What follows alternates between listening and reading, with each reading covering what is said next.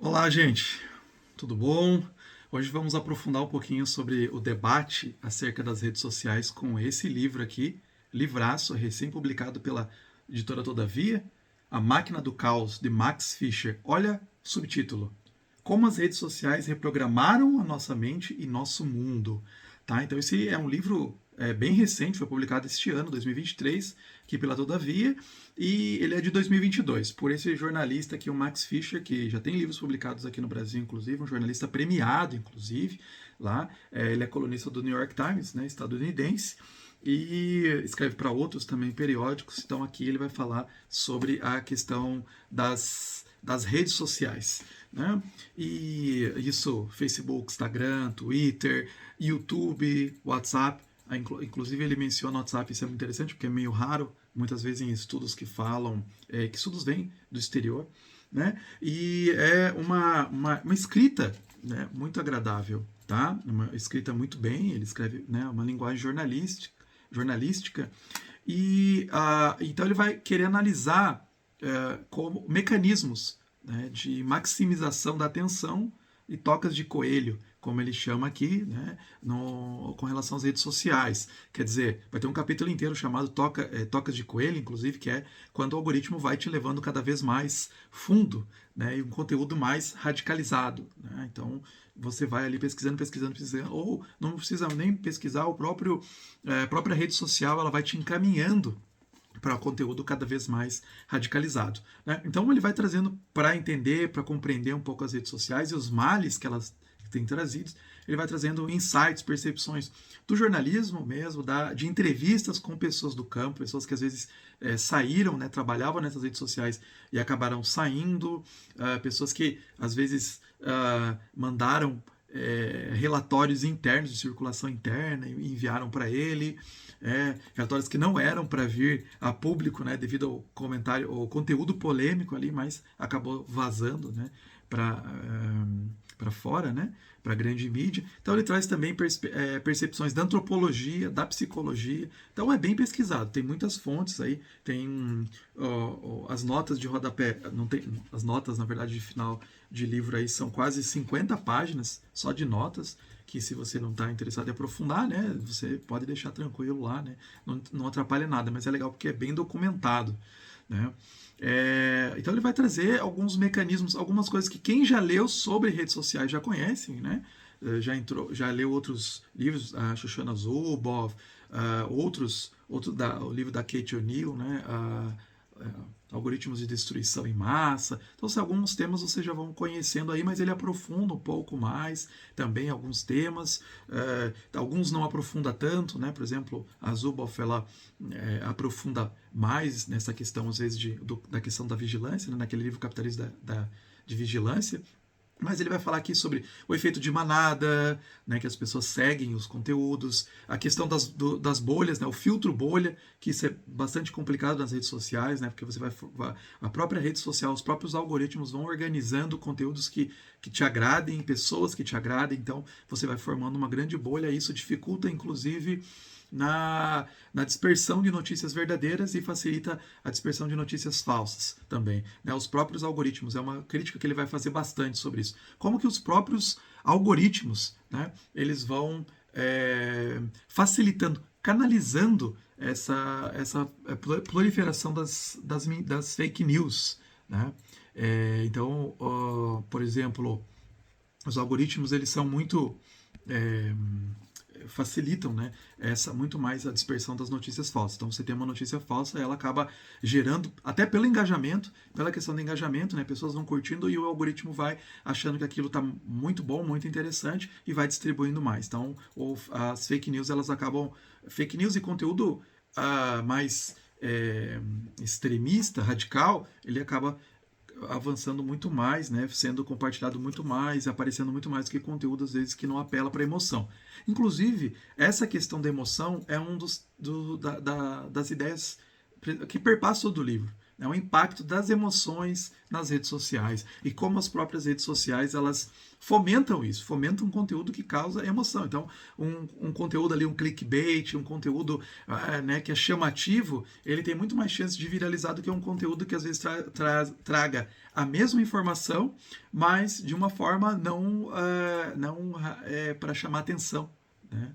Então, isso é impressionante, as redes sociais fazem isso. Então, ele vai trazendo como funciona as redes sociais, como funcionam esses algoritmos, né? Sem entrar muito na parte técnica, tá? Então, né, isso é bom para o leitor leigo, né? Vai tranquilamente ler e compreender, não vai ter dificuldade, né? Então, as redes sociais elas compreendem como a gente pensa, compreendem as nossas necessidades, né? Os pesquisadores por trás, os cientistas da computação, os psicólogos que estão por trás para pensar as redes sociais, formular as redes sociais, né? E eles vão exatamente nessas nossas necessidades que a gente tem, necessidades sociais, de agregar pessoas, necessidades às vezes de ter uma diversão, né? Por exemplo, a dopamina, né? Aquela experiência física, né, que a gente tem quando a gente, uma descarga química inclusive, né, no cérebro, quando a gente vê uma coisa que a gente gosta, né, então nós somos seres que ficam buscando o prazer e não a dor, lógico, né, mas então a gente vai buscando essas diversões nas redes sociais, né, olha só o que ele fala uma parte aqui, né, a dopamina é a cúmplice das mídias sociais dentro do seu cérebro, é por causa dela que seu celular parece um caça-níqueis, que pisca notificações coloridas, faz barulhinhos e vibra. Tais estímulos por si só são insignificantes do ponto de vista neurológico, mas seu telefone os combina a atividades que são naturalmente gratificantes, como mandar mensagens, amigos e ficar olhando fotos. Então eles veem isso que a gente tem, essas necessidades, esses desejos, e vão entrando nisso, né? Então vão entrando nessa brecha e vão nos dando essa diversão, essa alegria, né? A gente vai tendo essa descarga de adrenalina, essa descarga de dopamina, a gente vai gostando daquilo. Por isso que as redes sociais são tão viciantes, né?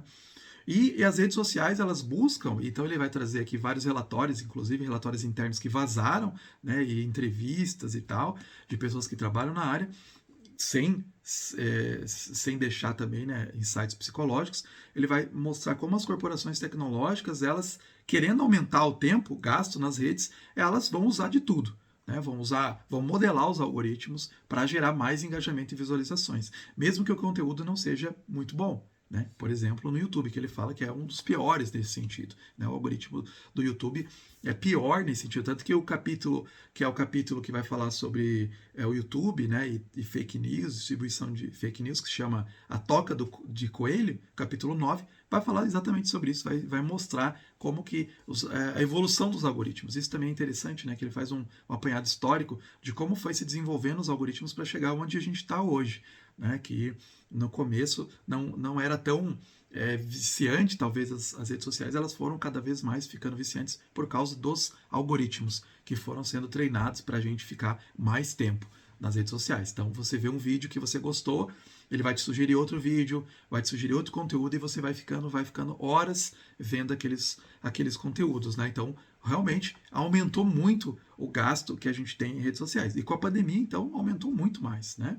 Com a pandemia trouxe esse aumento, o Max Fischer comenta aqui, né? Trouxe esse aumento dessa. É porque a gente não podia encontrar as pessoas pessoalmente, então a gente foi para as redes sociais. Né? E veio tudo aquelas coisas negativas, depressão, o espalhamento de fake news, né? Piorou bastante a partir aí da pandemia de 2020 que ele explora. Né? Ele vai falar que a gente tem essa necessidade social, só que a gente tem um limite.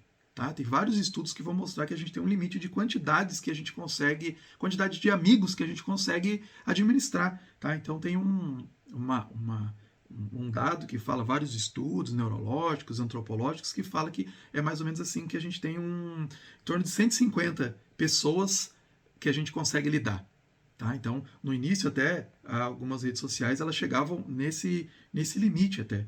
Né? Mas aí depois começou, né, a ficar assim, absurdo.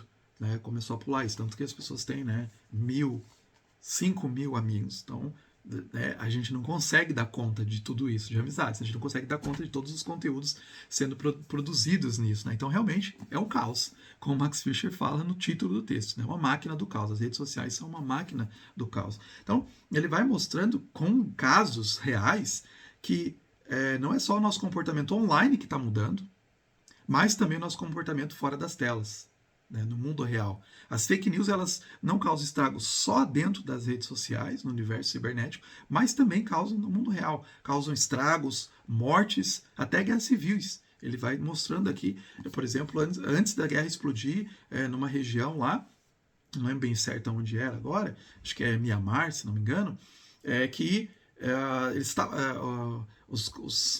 as pessoas estavam observando que ia ter uma guerra civil por causa das fake news que estavam ocorrendo na internet lá. Assim, 90% das pessoas tinham Facebooks e tal, até porque a conta no Facebook era gratuita, é uma estratégia que se faz em muitas regiões. Não que a conta fosse gratuita, a conta é gratuita, mas dava internet grátis. Então, você, através do Facebook, através do WhatsApp, você tinha, né, conteúdo ali, mesmo que você não tivesse internet e paga, né, não pagasse internet, você conseguia ter acesso, conseguia se conectar. Então, é uma estratégia que essas corporações fizeram. Então, o que acontecia? Regiões que as pessoas não tinham muito acesso à internet, né, paga, não podiam pagar ali, às vezes, quando estavam em deslocamento, elas se conectavam nessas redes e ali, né, rolava as fake news. Né? Então, gerou. Muitos analistas já estavam percebendo que ia ter problemas em várias regiões, né, por causa das fake news que estavam rolando, mas mesmo as redes sociais sabendo, Facebook e YouTube sabendo, eles não cruzavam os braços e não queriam saber, né, de modular as fake news e tal, e causou muitos causos. Né? Então, eles sabem, inclusive, de relatórios internos que vazaram, os CEOs das grandes corporações, né, eles sabem das grandes corporações tecnológicas. Sabem esse mal que eles estão causando, mas eles não fazem nada. Né? Então, ele, por exemplo, propõe, né, não o fim das redes sociais, ele não é tão radical como o Jaron Lanier, né, que fala, né, 10 motivos para você deletar suas redes sociais, acabar com as redes sociais, mas o Fischer aqui nesse livro ele vai falar para ter uma maior intervenção por parte das próprias corporações. Né? Ele tem noção que é difícil partir de fora, né? Por exemplo, o governo e tal, mas o governo também tem um papel, mas as próprias corporações, por exemplo, desligarem os algoritmos que estão, às vezes, fomentando certos conteúdos. Né? Conteúdos, por exemplo, de falsos, né? Algoritmos já conseguem, né, perceber, ou pelo menos, se não conseguem bloquear os conteúdos falsos, mas pelo menos diminuir, né, a taxa de compartilhamento, a taxa de viralização. Isso é bem possível, eles já fizeram testes, isso não é complicado de fazer, só que diminui o engajamento, diminui as horas que as pessoas gastam. Né? Então diminui, as pessoas querem ter essa emoção, as pessoas querem, né, pelo viés de confirmação, elas querem ter esses acessos, conteúdos conspiratórios e tal. Né? Então, que às vezes não são só conteúdos simplesmente inocentes, né? Como, sei lá, a Terra é plana, né? Mas são conteúdos, às vezes, com relação à vacina, conteúdos com relação a coisas políticas, né? Inclusive, tem um capítulo aqui inteiro sobre o Brasil, o que não é para a gente ficar feliz, né? Tem um capítulo aqui, o capítulo 11, que chama A Ditadura da Curtida, né? Viu o papel, por exemplo, nas eleições aqui que esteve, né? Na época Bolsonaro e mesmo depois, né, do governo, como que as redes sociais foram bastante danosas, inclusive para a democracia. Ele tem essa preocupação. Né? Como as redes sociais elas estão pondo em risco a própria democracia. Né? Porque você não sabe mais o que é verdade, o que é que não é. Né? Não é que você não sabe mais, né, essa quantidade de informação, as pessoas não vão correr atrás de se informar, de ver, né, o que é verdade ou não. Né? E você coloca lá e fala, a vacina causa autismo, e aí causa um monte de morte, porque as pessoas não vão se vacinar. Né? Então tem um impacto muito forte essas fake news. Né? Então o governo lá, né, plantou uma mentira nas eleições, né, de maneira desleal contra outro candidato. Então as pessoas acreditam, até vira desmentira, né? O desmentir ali, as pessoas já caíram e as pessoas não vão checar aquilo e tal, e já fez um estrago. Né? Então é um fato muito forte com relação à democracia.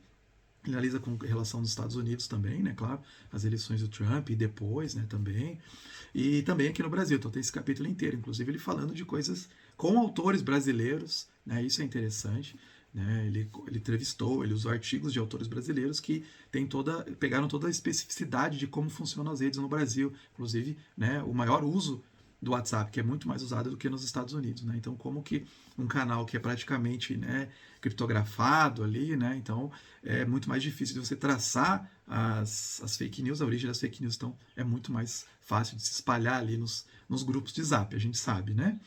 Então, ele falando nisso, ele mostrando, provando, né, que as corporações, as grandes corporações tecnológicas, elas têm conhecimento desses malefícios e ele, então, propõe isso, né, ou, entre outras coisas, que se desliguem esses algoritmos, né, que as redes sociais elas tenham consciência desse mal, desses conteúdos falsos, né, esses conteúdos danosos, por exemplo, inclusive pornografia infantil, né, que às vezes coloca lá uma imagem, né, tem um caso que ele coloca, inclusive acho que inclusive de uma brasileira, né, que colocou um vídeo da filha lá na piscina e aquilo viralizou, né, e caiu em canais escusos, né, foi usado com más intenções. Então, além, né, da gente ter essa consciência da maneira como a gente está usando as redes sociais também terem o cuidado, né, de ver esses algoritmos, eles sabem quais os algoritmos que eles podem ligar e desligar para diminuir o avanço dessas notícias ruins, né, e diminuir esse impacto que tem em questões emocionais, né, no sentido de que provocar a gente para a gente ficar mais tempo nas redes sociais, alterar a nossa mente, né, reprogramando a nossa mente, né, e está alterando todo o nosso mundo. Então, a gente ter consciência disso, as corporações ter. Claro que é um pouco utópico achar que as redes sociais vão tomar consciência, né, e tá, vamos aqui desligar, né, e esse algoritmo, vamos perder, sei lá, milhões aí, né? E para eles não tem esse interesse. Né? Às vezes mesmo que faça uma cócega no orçamento, na rentabilidade, mesmo assim, eles não querem fazer isso. Né? Então, é interessante, porque é uma chamada de atenção, né, esse livro. Então, assim, muitas outras coisas, como sempre, né? Um livro aí até relativamente comprido, né? 450 páginas de texto, depois mais 50 páginas aí de notas, né? Mas não é um livro difícil de ler, é bem tranquilo de ler, gostoso de ler, uma leitura instigante, tá? Então, assim, mais um livro aí recomendadíssimo, eu acho extremamente importante para todo mundo ler, compreender, né, esse mundo cibernético que a gente está vivendo e esse caos, tentar trafegar nesse caos e tentar se esforçar para desfazer esse caos, tá? Então fica aqui a recomendação, super recomendado, gostei demais, esse livro vale muito a pena ler, pela atualidade, pela leitura instigante, né, pela crítica que o autor coloca, vale muito a pena ler. Então tá aí A Máquina do Caos, de Max Fischer. Valeu!